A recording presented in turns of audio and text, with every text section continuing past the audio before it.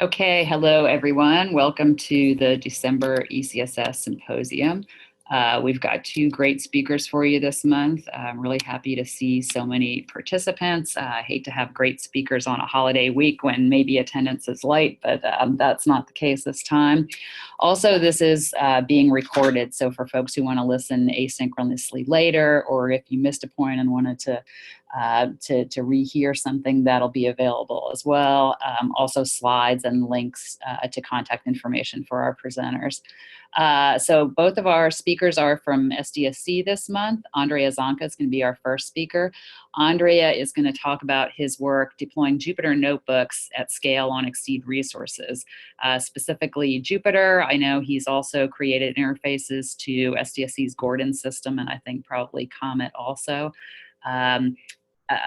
Andrea is quite an expert in Jupyter notebooks. He is also a trainer for the software carpentry group, and really pleased to have him presenting here today. Feel free to ask questions through the presentation. I don't think either of the speakers will mind. If you want to type something in chat, I'm happy to kind of moderate and break in at specific times.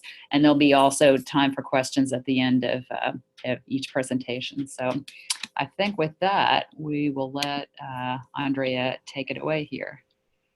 Okay.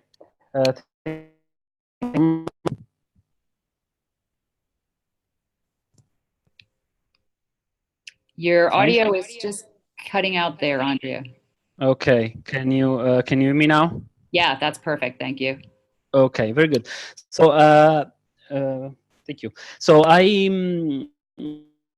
the notebook used for a long time in my job in astrophysics, and recently I've been working as part of the ECSS gateways using Exceed resources. So in particular, I deployed Jupyter Hub in 3 different scenarios, and I wrote tutorials about this available at the link that you can see here below in my slides. And so in this presentation, I would like to give you an overview of the system, and then you can find all of the details on those tutorials. So first of all, a little introduction about Jupyter notebooks.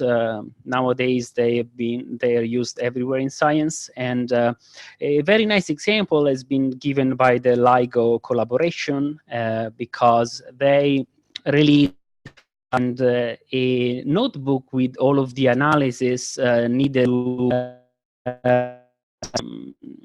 to reproduce their detection of a black hole of two black hole merging.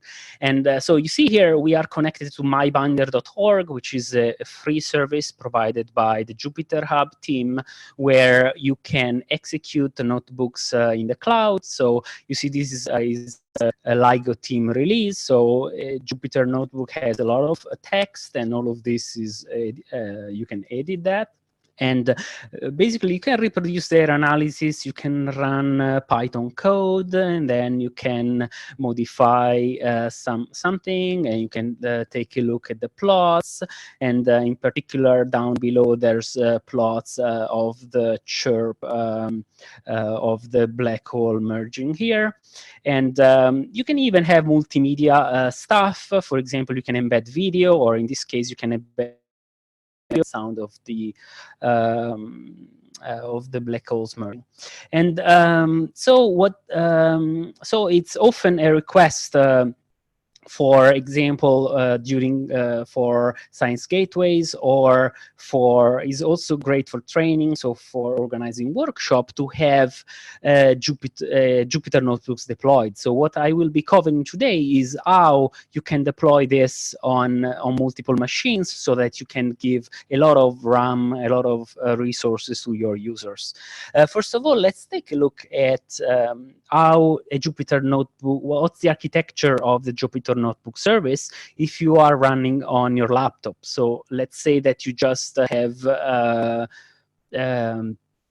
let's say that you just have installed an account on your laptop, then you can run the Jupyter service, and this is going to run locally, so you can connect to localhost, or generally on port 8888 with your browser, and whenever you connect to this web service, a kernel is being launched in the backend, and this kernel is the Python process which is actually loading your data and do all the heavy processing, while the notebook web application provides the interface. And everything you do is saved in the Jupyter Notebook .ipynb format.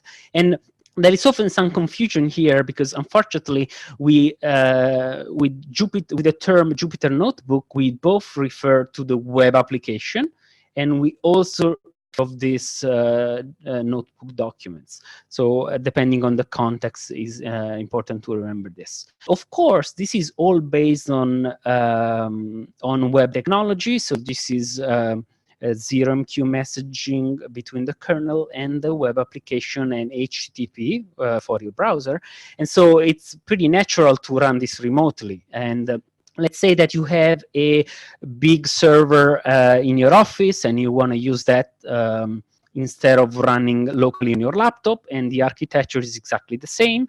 You connect to the server, you SSH into the server, you launch the web application, and this is running on port 8888. You expose that port, and then you can run from your laptop, and instead of having just the resources of your laptop, you have resources of the big server. And if you have multiple users, in this case, you could have everybody run on a different port. But gets a little cumbersome. So there is a better way of handling this setup, which is to install another web application, which is also provided by the Jupyter team, which is called Jupyter Hub. So with Jupyter Hub, each user can authenticate over HTTPS using, for example, the local accounts on this server, username. And once they are authenticated with Jupyter Hub takes care of launching Jupyter, which in Jupyter Hub parlance is called spawning Jupyter Notebooks server, one for each user. So still here, each user is completely isolated. So Jupyter Hub, they have in the roadmap to provide a way of being connected, to have two users connected to the same notebook and edit simultaneously, but it's not there yet. And so for now, each user is isolated and is working on his own notebook. Okay? And this is very good, but of course you are limited to the resources of one single server. So let's say that generally, at least for one notebook service, you want to have half a gigabyte of RAM. So of course you don't fit that many users into this. But still, if you still an easy way of deploying this is to use a Ansible recipe. So Ansible allows you to install stuff and configure services on a server automatically. Ubuntu, for example, you take a Jetstream instance, this Ansible recipe with some configuration, and this installs a very nice deployment of Jupyter Hub, an nginx, which is a web service running in front that takes care of handling HTTPS so that your connection is encrypted. And then you can authenticate with local Unix accounts, and each notebook is run as a normal process. Okay, and so still in this case the problem is that you are limited to the resources of one server. So one way is, after you deploy this, you use a different spawner. So instead of spawning jobs locally, you install Batch Spawner, which is a plugin for Jupyter Hub that allows you to launch Jupyter Notebooks through a scheduler, for example, Slurm. And so in this case, what you have is that, let's say that you have installed this Jupyter Hub on Jetstream, and then your user comes in, and first of all, the users can authenticate. And there's a lot of plugins for Jupyter Hub to handle authentication, and it's very easy to install. So we see here some options. So for us, the most interesting are Exceed and Globus. And you configure these plugins, and you can authenticate the users. And once they are authenticated, Jupyter Hub starts an SSH connection to Comet and launches to the Comet login node and launches a Slurm job. Once the job is running, then we have this Jupyter notebook running on a computing node. And so now, through the laptop, is connected to this Comet computing node. And the connection between the Comet compute node and Jupyter Hub then is tunneled through SSH so that it's secure. And basically, from the laptop, the user is driving a Jupyter notebook which has all of the resources of a Comet compute node. So, of course, with this, we can scale to a lot of users, because nothing is running here on Jetstream. Everything is running on different computer nodes for the users. So if you want to summarize this setup, so we have some authentication with Exceed or Globus, and for handling the spawning, we have generally two ways. So if you want to use a community account so that the time on the supercomputer is charged on this account, then you can just set up SSH. Otherwise, if you use Exceed authentication, you can also get a token from the CI logon service and then use GSI-SSH to use that token so that so that the user is actually running under his own account and being charged for the time used on Comet. So here you have a link to the full tutorial on how to deploy this. And there's another way. There are other ways of scaling up Jupyter Hub, which is by using many Jetstream instances. Andrea? Yes. This is Nancy. Do you mind a quick question? Sure. I was wondering, when you use the batch mode and a notebook gets launched whenever the job happens to come up in the queue, the user is not expecting interactivity in those situations because it might, come up in the middle of the night, or. Generally, for example, if you use a shared job on Comet, starts almost immediately. Or if not, you should set up on a supercomputer a queue with higher priority. So like a debug queue. Okay. You won't have interactive, so you really use a fast queue. Yeah, but that's an important issue when deploying this. Okay, so so another way of deploying this is instead of using one Jetstream instance, use many Jetstream instances, and you can for this you can use Docker. So if you create a Jetstream instance with Ubuntu, Docker is already pre-installed, and so you can run Docker containers to build these services. So the Jupyter team has already provided a Jupyter Hub container and an NGINX web, that's just the web server in front of Jupyter Hub. And then you can expose those containers to the outside world, and users can connect to this. And on Jupyter Hub, the important thing here is that you can create more Jetstream nodes with Ubuntu, and you can configure the Docker services on these containers to join the swarm. So basically, you give them the address of the master node, and then automatically the Docker swarm creates a pool of resources, and whenever a user logs in, Jupyter Hub is interfacing with the Docker Swarm API and is requesting a container for the user anywhere on this swarm. So you could have many nodes on this, and Docker Swarm automatically will find where there is a server which has a low load, so it's automatically load balancing, and on that server is going to create a container So this each green box here is a container. So it's creating a container, and inside this container is going to launch the Jupyter Notebook service and the kernels. And so and then all of this is proxied back to the user. So the user, you can have a lot of different users, and each of them is running isolated inside one of those containers. And as you add more swarm nodes, you can support many more users. An issue with this is that there is no native way of providing permanent storage. And so in my tutorial, I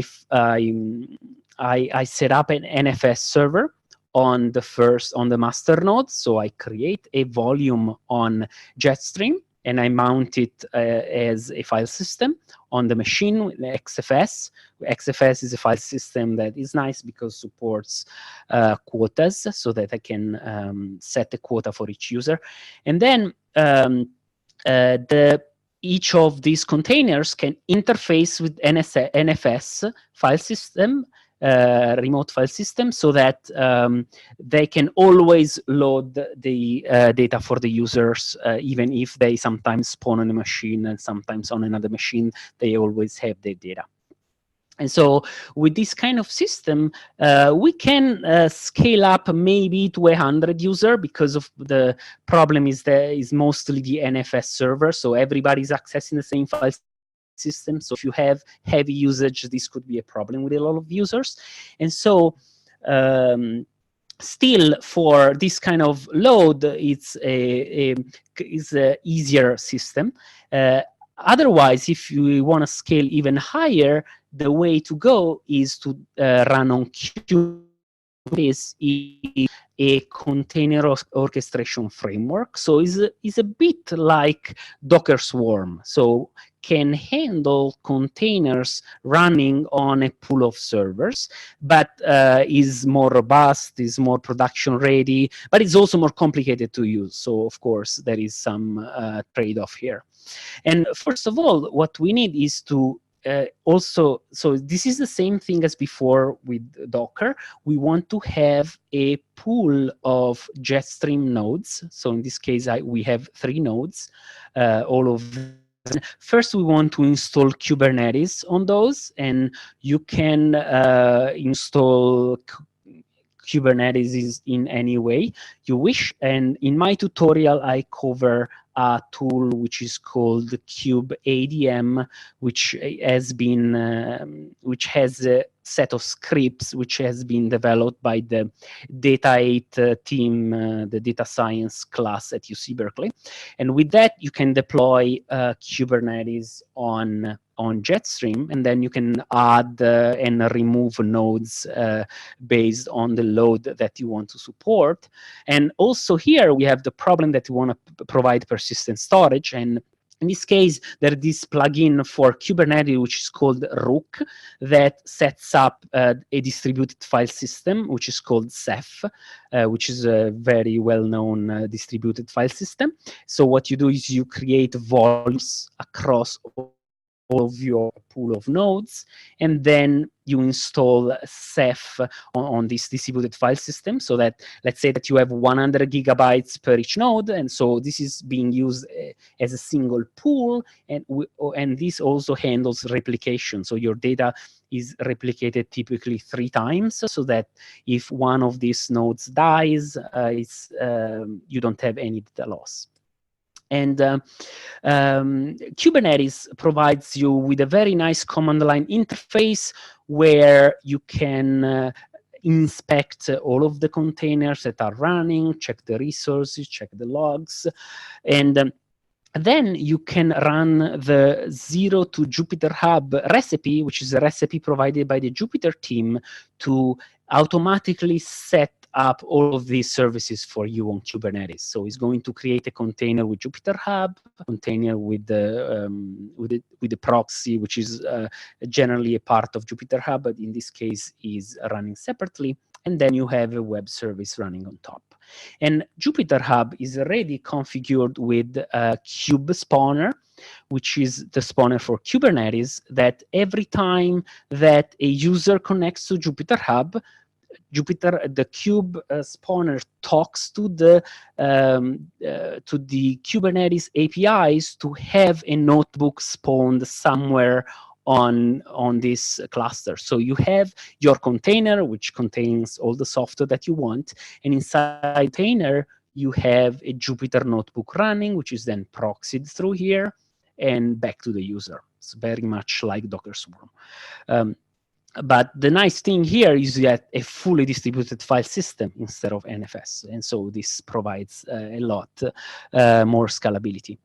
And so summarizing this deployment with Kubernetes, so we're using this zero to Jupyter Hub recipe provided by the Jupyter team.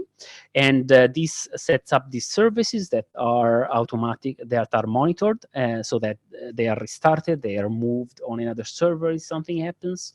So it's a very robust system. And this has been tested to thousands of users in this UC Berkeley class about data science. So it's really being tested at scale. And following this tutorial, you can deploy this on Jetstream yourself. And for now, I don't provide any way of automatically adding and removing servers. So for now, you need to create instances and add them to your Kubernetes or to your Docker Swarm if you want to handle more users. Okay, so thank you. So if there's anything related to Jupyter on Xseed, please don't hesitate to contact me. Here is my email address, and in the link I gave at the very beginning, which is here, you can find the slides and the link to the tutorials. So if there is any question. Thank you very much, Andrea. I did not see any questions come in via chat during your presentation, but I'll give folks a few minutes here to unmute and swap in and ask some questions. And we'll have all the links to Andrea's slides and contact information at the ECSS Symposium website, so you can find it there as well. So you don't have to be frantically copying down the bit.ly URL. I was wondering about your experience with the Berkeley course and the 1,000 users. Was that an asynchronous course, or was that being held with that number of users simultaneously, and kind of what was the support model for that, and how did that go? Yeah.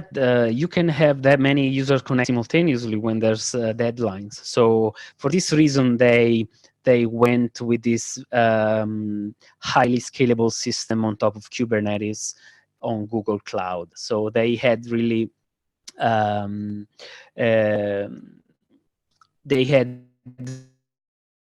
way of deploying. So basically, all of the work that they have released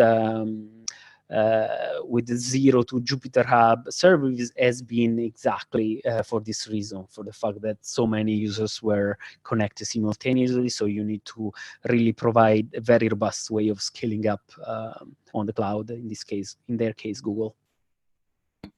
Great, and it sounds like it worked pretty well without any scalability or support problems. Yep. Yeah, great.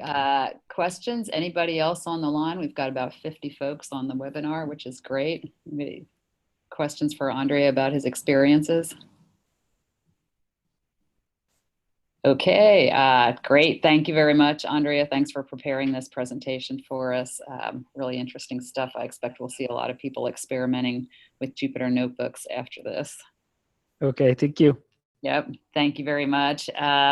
So our second speaker today, Mahi, you can go ahead and start screen sharing if you like, is Mahi Totten. He leads the user services group here at SDSC and also works in ECSS. Mahi's going to talk to us about his work with RDMA, Hadoop, Spark, and HBase on SDSC's Comet system. He's going to describe how these software products can be used for scalability with larger data sets, so remote direct memory access, making use of middleware on Exceed and Comet. These packages have been developed by DK Panda's group out at Ohio State. And Mahi's going to talk about integration with the scheduling framework, the design of the components and the packages, and some other experiences. He's recently delivered, I think, some of this content and a week-long activity at Costa Rica last week. Yeah, so it's very, very fresh. And Mahi is very knowledgeable about these topics, so I appreciate him making time to present about this today as well. And so with that, I'll mute to make sure we don't step on each other since we're sitting here in the same room, and let Mahi take it away. Again, if questions come up during, sorry, oh, we got to time this perfectly. If questions come up during the talk, feel free to either unmute and ask or type something into chat, and I'll moderate those as well. So, okay, now I'm muting Mahi. Thanks, Nancy. All right. I hope it's clear. And so let me just go to full screen just to be, okay. All right. So as Nancy mentioned, I'm going to be talking about the implementation of RDMA, Hadoop, Spark, and HBase middleware on Comet. This is actually an NSF-funded project that we did with Dr. Panda's group in the network-based computing lab at OSU. So we're glad we could get a lot of these tools onto Comet and get some good performance out of it. I mean, it goes to just on a background, it's basically going towards HPC and big data convergence. Those of us who are familiar with HPC users scaling up, we already had big data problems.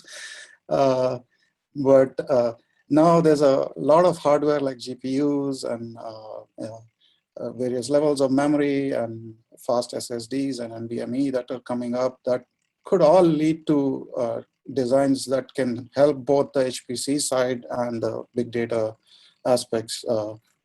So there's definitely an opportunity for on both the hardware and software sides for a convergence. On Comet, we have a lot of GPUs and SSDs on every compute and GPU node, local to every compute and GPU node. So it was a good place to try and test some of these things. So the RDMA, Spark, Hadoop, and HBase implementations that Dr. Panda's group developed are basically taking advantage of a lot of the HPC architecture features in terms of the advanced processors, large parallel file systems, and also fast networks with low latency. Specifically with the RDMA technology, you can access remote memory with low CPU load on the remote processes and at very low latencies. And Dr. Panda's group, obviously with the MPI development, has been instrumental in getting that performance enabled on the MPI side, and this project was basically aiming to do the same on the big data tools. And given that we have SSDs with good performance on each of the compute nodes of Comet, it was a good platform to test this. A lot of the standard tools like Apache Hadoop, Spark, and HBase don't fully take advantage of these capabilities.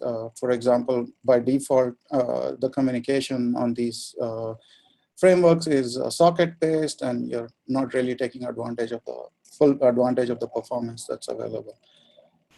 So there's definitely motivation to develop these versions. One of the things that we had to look at was to integrate this into an existing compute infrastructure because Comet's a multi-purpose system with a lot of users doing traditional HPC and other kinds of processing. So we needed a setup where we could stick to the current scheduler and still spin up some of these big data frameworks. So you have a resource manager in Comet's case. It's something, it's Slurm. It could be something else with other systems like Torque or other workload managers. So what we are trying to do is spin up the big data middleware framework on the nodes that have been assigned to us by the scheduler. So before this project, we had developed the My Hadoop framework to do something like this, and we extended that for the Spark aspect of this project. Also, the HIBT group, I mean the scripts from Dr. Panda's group also spin up Hadoop within the Slurm or PBS kind of framework. So all of this just adds the data analytics piece to the existing computing infrastructure through the existing schedulers. So what you're doing is basically spinning up the tools dynamically on the set of nodes that you get. As far as the design goes, there were a lot of enhancements looked at. The main thing that these RDMA-enabled tools have is using the network performance, using the RDMA aspect, but also like on Comet, given the large memory per node and the storage that's available, various levels of storage. So you could use SSDs, or you could use the parallel cluster file system. So all of that was integrated into the RDMA enhanced HDFS.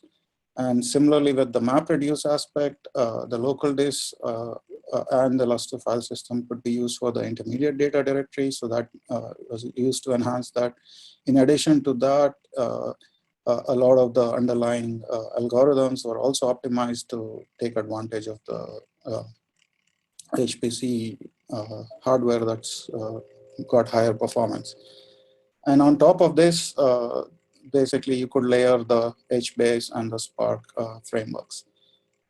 The key thing that was done was to keep compliance with the standard distributions, whether it's from Apache or Cloudera or I think even Hortonworks. I think they have all versions that they can support. The main thing that does is from the end user perspective, you don't see any difference in terms of the usage. You could be using the same Spark submit or Hadoop commands, and on the back end, the optimization kick in, and the user doesn't need to change anything on their application side. So at present, these are the versions that are available on Comet.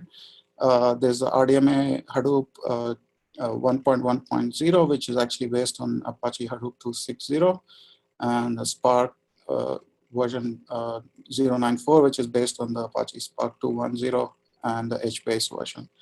There are a lot of details on this project at the HIBD website from Dr. Panda's group, and a lot more detail on the design and the the optimizations that are included into that. I don't think I have time to go into that today, but it's a rich set of presentations there if you're interested. So in terms of the scheduler integration, the RDMA Hadoop is directly integrated with Slurm. There are a lot of different modes. There's the default mode, which is the HHH mode, which basically uses the heterogeneous storage devices with replication schemes for fault tolerance and performance. Then you have a memory mode where you could add in the memory aspect, and then there's a luster mode that could add in the luster aspect, all of which are available on Comet. And then there's the burst buffer mode, which could use the local SSD for a memcached-based burst buffer, and that can enhance performance too. As far as the MapReduce part goes, that could be run with or without the local disk, and also you could directly run on top of luster or ROM if you need. So how does a typical script look like? So if you're familiar with Slurm, there's basically the job name, the output, the partition, which pretty standard things, and all of this looks like a standard HPC job asking for 3 nodes and 24 cores per node. And then we have a few environment setup things, and then there's a module load to basically get the RDMA Hadoop. And going to the next slide, you can basically see the configuration startup script here. So there's an HIBD underscore install configure start, and you give it the host list, the job ID, give it the Hadoop home and the Java home, and basically the mode of operation. In this case, we are using the memory, so we have basically a dev SHM put in there, and the local scratch here is SSD based. So this /scratch $user, this is something that's spun up in Comet for every job, and that basically has SSD access. And if this was a Lustre mode, we would have had the Lustre location too. All of this is configurable at the command line. Now, what this one line does is actually sets up the configure files. I'm going to pause a second. We got something. Thanks. So what this single script does is actually sets up the configuration files for Hadoop with the particular type of setup we are trying to do, and spins up the Hadoop cluster. And basically, at this point, you have a Hadoop cluster that's running with the nodes that Slum gave it. And beyond this, all the commands are pretty much standard Hadoop commands. So you could be using your typical Hadoop application without any changes, because if you look at it, all the end user interfaces are basically the same as the Apache 2.6 version. And so in this case, this is an anagram example. So we are doing a HDFS, creating a directory, putting a file, running the jar file.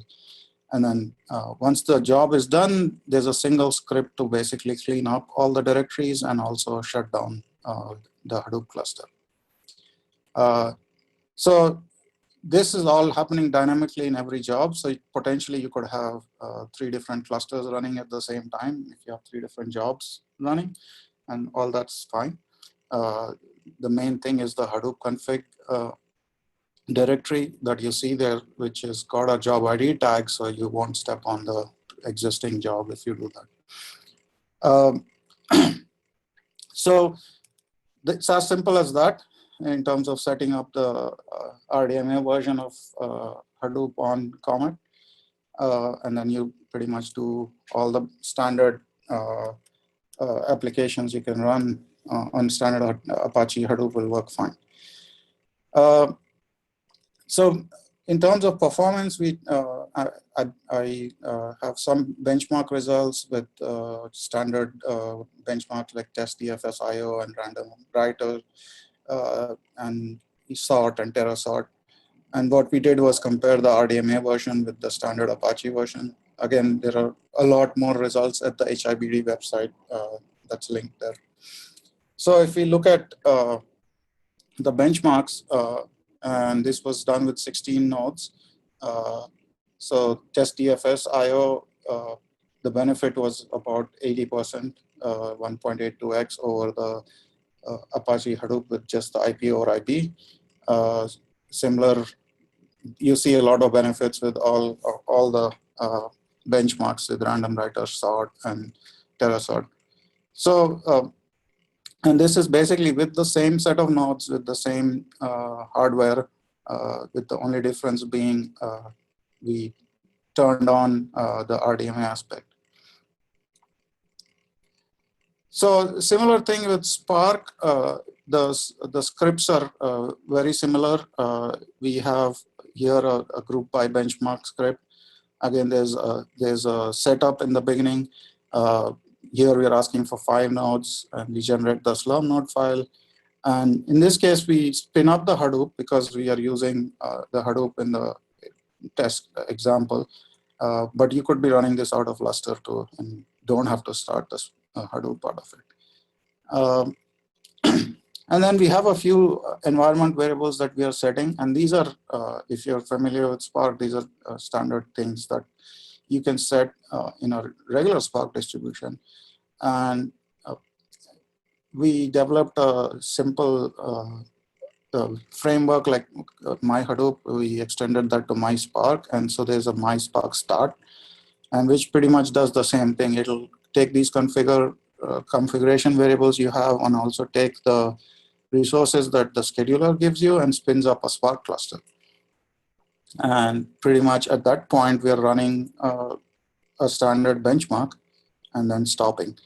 So, and then you'll see at the end, we're cleaning up the Hadoop cluster also. So here we are basically spinning up a Hadoop cluster, then spinning up the Spark cluster to back into that Hadoop for the storage aspect, and then cleaning up once the job is done. So again, pretty simple. I mean, one thing that's a pretty standard question is that, well, this is not persistent, and that is a true thing. You could run this for a long time, I mean, 48 hours if you want to. And if the performance of Lustre is able to scale, which it can in these cases, with the copies into the local storage, typically this is not a big issue in terms of moving data in and out.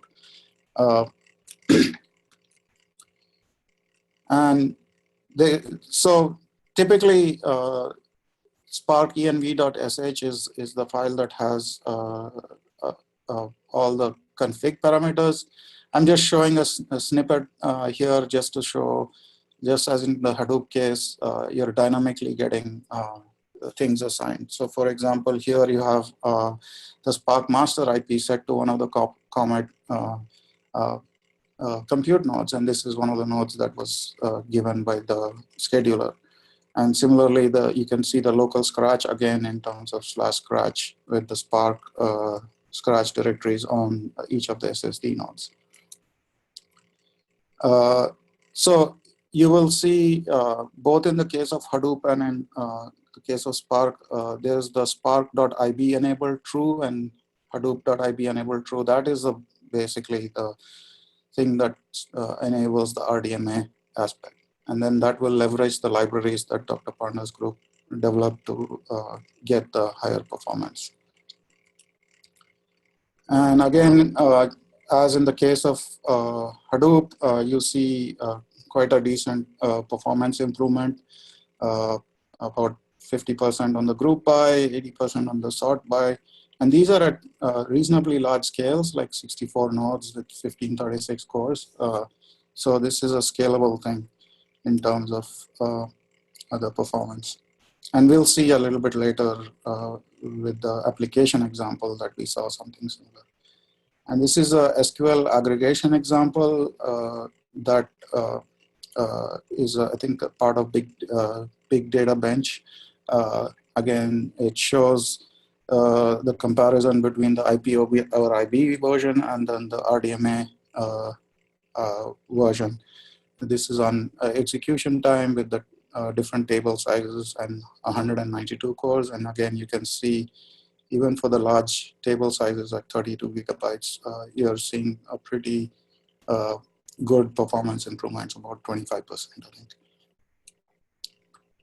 So we also tried this with some applications just to see if we get performance benefits beyond just the benchmarks. So one of the things we tried was the Kira toolkit. It's a distributed astronomy image processing toolkit that was built on top of Spark. And the example we picked, we had 11,000 images with about a 65 gigabyte data set. And we saw about a 21% improvement in this case. Even it's a small test case with 48 cores.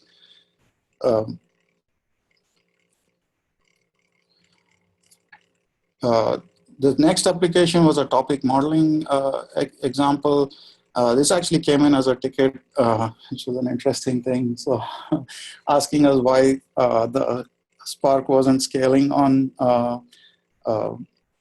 Comet, and this was basically the Apache Spark with the IPOB or IB version that they tried. And you can see on the left, this is a 20K documents, 100 topics, 40 iterations, and it stopped scale. I mean, it doesn't scale at all, actually.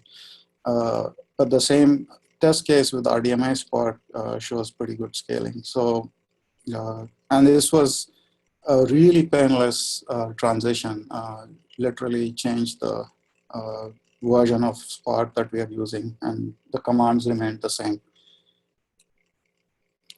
And this is also the example with same example, but as you increase the number of documents to 50K. It's worth noting that the 50K one didn't finish in the 48 hours with the standard setup. So it was a good example where user had to make minimal changes on the setup, and just the RDMA aspect gave us the better performance. We also looked at the Big DL framework from, I think it's from Intel. It's a distributed deep learning library for Apache Spark. This test case was an example that uses Big DL to train and test a visual geometry group VGG-like network on the Cypher10 images dataset. And we again looked at running this with the IP over IB version versus the RDMA version. And we scaled out from 24 cores out to 384 cores. And you can see that the RDMA version does pretty good going out and scales better than the default setup. And actually at the high end, I think it was almost a 4.5x improvement in performance. Mahi, we have a few questions coming in if you don't mind here. So we've got a question about have the RDMA modifications been fed back to the Apache team? As far as I know, no. But this is something probably I should ask Dr. Panda's group. Yeah. And also, is the MySpark start specific to Comet or part of the package that's been developed? That's specific to Comet. Okay. So. Let's see, another question. Do you build HDFS on the fly or using local SSDs or Lustre? How long does that take? Yeah, it's built on the fly. It doesn't take long at all in terms of the setup. I think I think the more important metric there is how long it takes for the data set to be moved in. And typically you can it scales with the number of nodes because the SSDs are pretty much local to the node, so it scales okay. So the constraint is, can the Lustre scale with it? And typically that's fine. I've seen close to 10 gigabytes per second moving data in and out of the HDFS that's built on the fly, but scaling out. One more question, and then I'll give the questioners an opportunity to see if there's answers their questions. In the performance test, did you try to separate I/O and network communication? No. So that's a good question. I think it's a tough one to. That might be another one that I have to take back to the DK's group and see if there's a way to do that easily, to separate out that. Yeah, good question, Yan. Yeah, sure. So questioners, anybody want to unmute? Do you have any follow-up questions? Okay, super. Just want to give people a chance. Thanks, Mahi. Sure. We're almost to the end, actually. So, yeah, this one at the top end, we were almost at 4.5x in terms of performance improvement. Again, minimal changes in the way we run the script. In fact, I just grabbed the example script from the Intel website and the GitHub site, and all I did is change the Spark deployment around it, and that's it. So, I mean, in terms of ease of use, I think this either with the MySpark framework or with the HIVD scripts, it makes it very easy to spin up and use it on a cluster like Comet. And I should say, I think Dr. Panda's group has tested this on other machines, so it's not Comet specific for their scripts.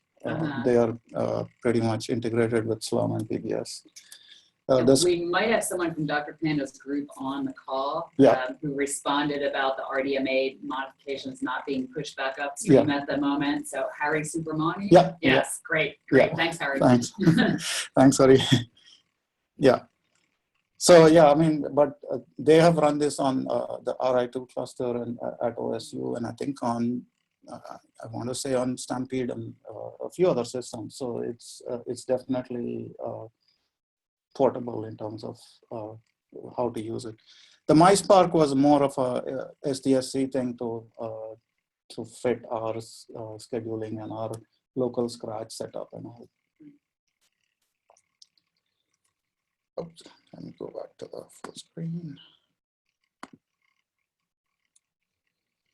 The last bench, so I didn't put in much about the HBase aspect of it, but I just wanted to show the benchmark that they had that Dr. Panda's group ran on Comet. This was a Yahoo Cloud Serving benchmark. I think there are two types of workloads that I have here. Workload A is, I think, 50% read and 50% write, and workload C is, I think, mostly read.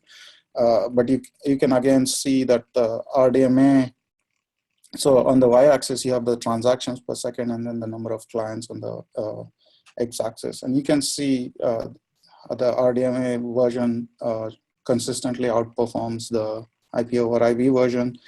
And I think it's in up to 2.5x faster in some cases. So, and this is something I'm developing the scripts for on Comet. So it will get integrated into Comet also. So, I mean, I think at this point I can just summarize. So you can see that definitely with the HPC resources and with the appropriate design changes into the Apache versions of Spark, Hadoop, and HBase, you can see the performance improvements. Like I said, Dr. Panda's group makes sure that all of this is in compliance with the standard distribution, so the end user doesn't need to change their application. Just about the only things that may have to change are tunables in terms of the memory used and things like that. But that's, I think, a pretty standard thing. Even for a regular Hadoop distribution or a Spark distribution, you may have to tune a little to get the performance. In terms of integration, it's a pretty easy integration with Slurm on Comet, either with the direct scripts like the HIVD scripts or with MySpark or MyHadoop. And we see good application performance on Comet. And if anyone on the call wants to try more things out, please do contact us and we'll be happy to help. Yeah, great. Thanks, Mahi. There's been a few questions coming in that Harry's answering quite deftly. So. Yeah, I'm sure he's probably better equipped to answer those. So. There is a question about a link to the slides. Yeah, yes, both Mahi and Andreas' slides will be up on the Symposium website, as well as links to how to contact them for more information. Yeah, happy for folks to get accounts on Comet, even if it's just trial accounts. Those are real simple and quick to try out, either the Jupyter notebooks or the Spark work that we've heard about today. Let's see, one question about how Big DL compares with TensorFlow in terms of functionality and performance. That's something probably I'm not qualified to answer. Yeah, I mean, I was using that as a benchmark more than anything. Yeah, I don't know. But we do have TensorFlow on Comet, so we can try comparing things if needed. Yeah, I don't know if any other folks on the call. I think there are some of the ECSSers who worked on the Big Data Social Science project. Like I see Paul Rodriguez is on the call. Alan is on the call. Alan Craig. I don't know if any of those folks have experiences with Big DL versus TensorFlow. For a moment, you can jump in on chat if you have any thoughts about that.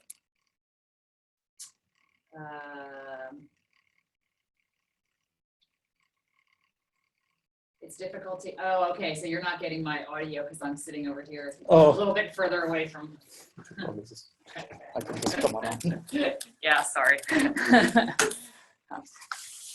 we've done few of these co-located symposium where the speaker and me are in the same spot. So I was just mentioning that there were a few other ECSSers on the line who might have some more knowledge about big DL versus TensorFlow. I was giving them an opportunity to swap in if they had any inside knowledge into the comparison of those two packages. So while they're thinking about that, I also wanted to ask about, one of the things I liked hearing was that the syntax was really the same for Hadoop instantiations elsewhere compared to Comet. And so that was, that's kind of nice to see that you really didn't have to change a whole lot of things.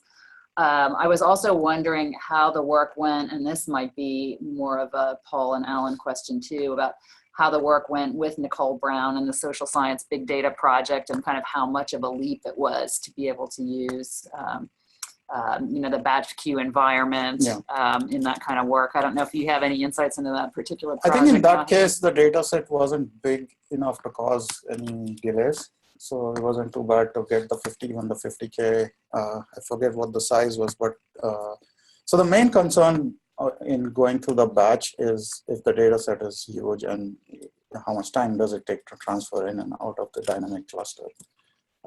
It wasn't an issue in their case, so, but it could be an issue in other cases if you're doing that a lot, if you're moving things in and out a lot.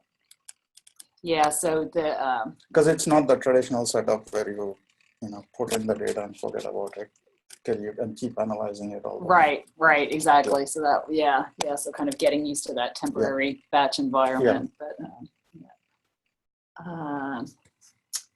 okay, let's see. Any other questions coming in? I got the link to the slides up there, the recording. Okay, I think we might as we're just about the top of the hour. I want to thank everybody for joining for this ECSS Symposium. Lots of good questions. We'll have a couple of speakers from TAC next month in January, so look for us on the third Tuesday of the month then. As always, the details are up at the Symposium website, which is in chat now. So, and I think that about does it. Thanks, Jens. Yeah, thanks very much, everyone. Thank you.